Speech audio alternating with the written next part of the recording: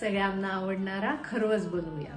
अर्धा लिटर गाईचा चीक, अर्धा लिटर गाईचं दूध, गूळ, जायफळ आणि वेलदोडा पावडर, थोडंसं केशर।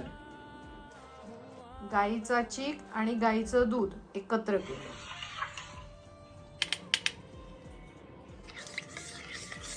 गोड झालंय का नाही ते बघितलं। वेलदोडा आणि जायफळ ह्याची पूड ही चवीप्रमाणे घालायची आणि केशर।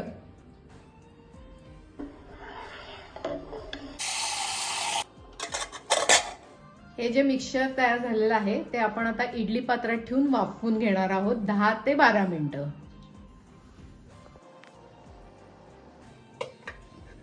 वरतून एखाद दुसरी काडी केशराची टाकायची, उकडल्यानंतर खूप छान दिसतं। तयार झालाय का ते बघूया।